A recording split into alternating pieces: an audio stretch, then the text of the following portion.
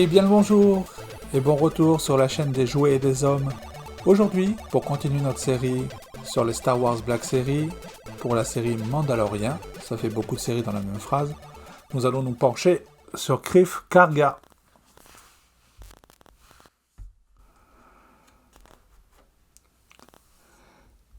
Greef Karga est à la tête de la guilde des chasseurs de primes. Il s'occupe notamment de confier les missions aux chasseurs de primes travaillant pour la guilde en leur donnant des palettes de track et les capteurs de positionnement. On le rencontrera pour la première fois dans l'épisode numéro 1 du Mandalorian. À l'écran, il est incarné par l'acteur Carl Weathers. Boîte standard de Star Wars, côté biseauté, avec le logo Star Wars Black Series, le personnage. Star Wars de Mandalorian, sur fond orange, avec le nom du personnage Greef Karga. Attention, risque d'étouffement, 80+, le logo Hasbro. Une jolie illustration sur le côté, avec le nom du personnage, la même illustration, Star Wars Black Series, la bio du personnage en plusieurs langues. C'est la figurine numéro 6 de la série Mandalorian. Encore une fois, on vous rappelle qu'on peut s'étouffer. Des mentions légales, Hasbro, fabriqué en Chine, Disney. Des mentions légales et le code barre. Et on ouvre la boîte.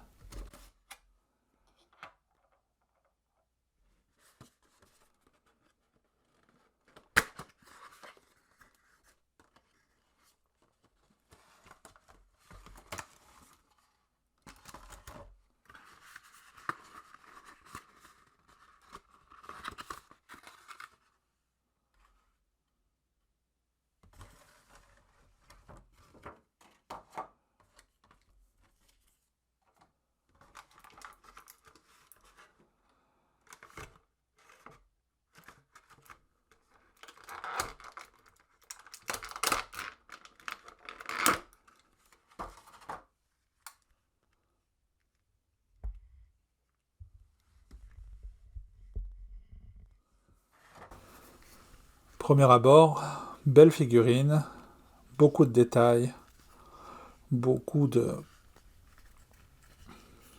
niveaux de détails. Cap en plastique mou. On va regarder ça d'un peu plus près.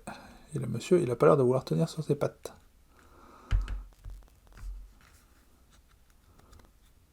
Voilà le fautif.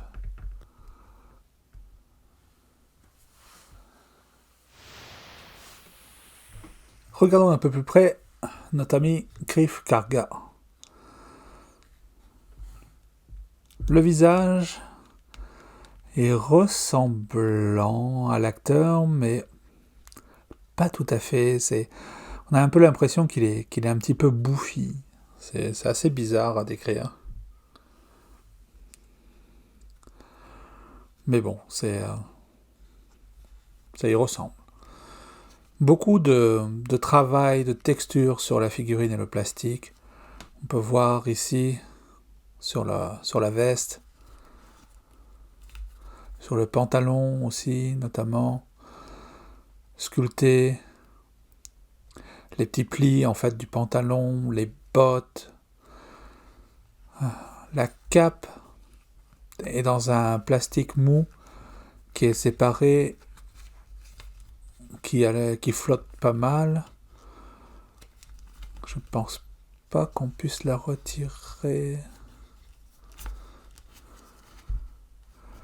Non, ça a pas l'air. Ce qui est un petit peu dommage. Non. Pas mal de texture aussi sur les gants pour donner un petit effet matelassé.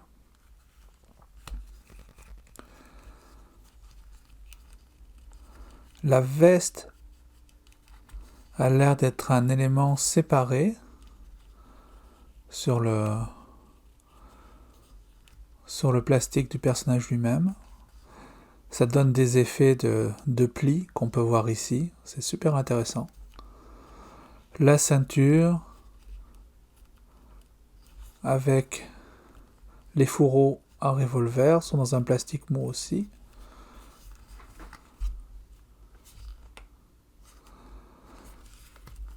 C'est du beau travail encore une fois, vraiment, vraiment, vraiment.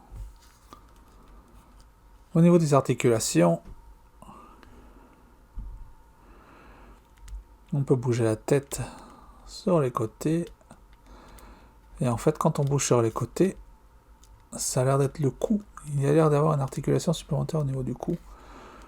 La tête est levée.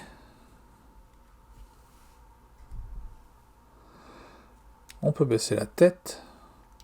On peut relever jusqu'ici.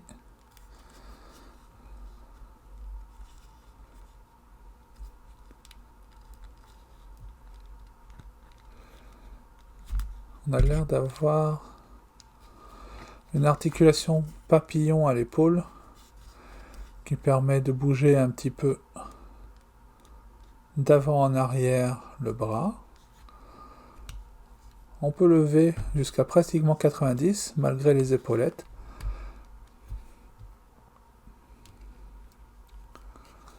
Le coude se plie à 90. Les poignets pivotent en haut et en bas. Tournent sur eux-mêmes.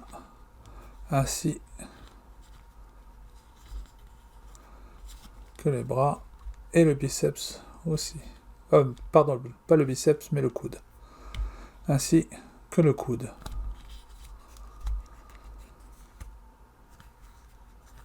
Comme la cape est un morceau séparé, elle ne va pas trop gêner. On va pouvoir mettre sur le côté la jambe. Et comme les fourreaux des revolvers sont aussi des pièces séparées en plastique souple, elles ne gênent pas trop. Par contre, forcément, on pourra oublier d'aller à l'arrière, ça ne marchera pas. On pourra néanmoins mettre le pied en avant.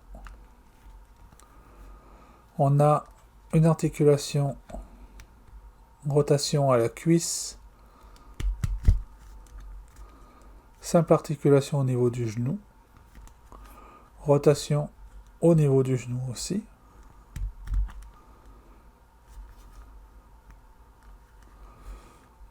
Au niveau de la cheville, on peut aller pas mal en arrière.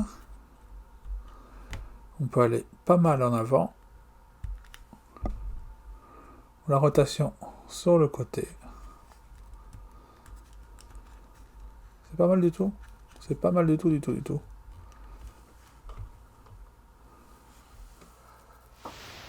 Au niveau accessoires, Greef Karga vient avec 2 blasters. Ce sont les armes qu'il utilise dans la saison 1 de Mandalorian. Elles se mettront facilement dans sa main, qui est un petit peu rigide.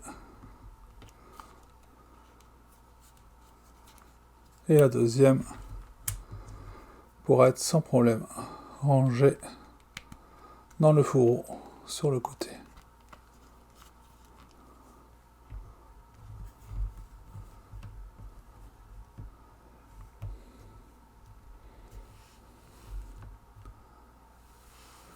Comparons-le à ses amis Mandalorian. Le Mandalorian et Cara Dune à ses côtés.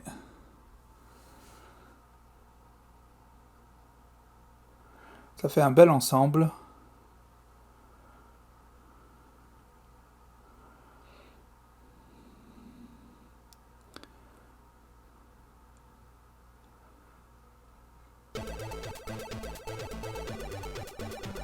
Je pense même que pour l'instant, dans cette collection, c'est une de mes préférées vu le niveau de détail qu'on retrouve sur les habits et la finition de la figurine elle-même. J'espère que cette vidéo vous a plu. Si c'est le cas, cliquez sur le bouton j'aime, laissez-moi un petit commentaire, abonnez-vous à la chaîne et on se retrouve pour une prochaine vidéo dans la série Mandalorian Star Wars Black Series. Bye bye!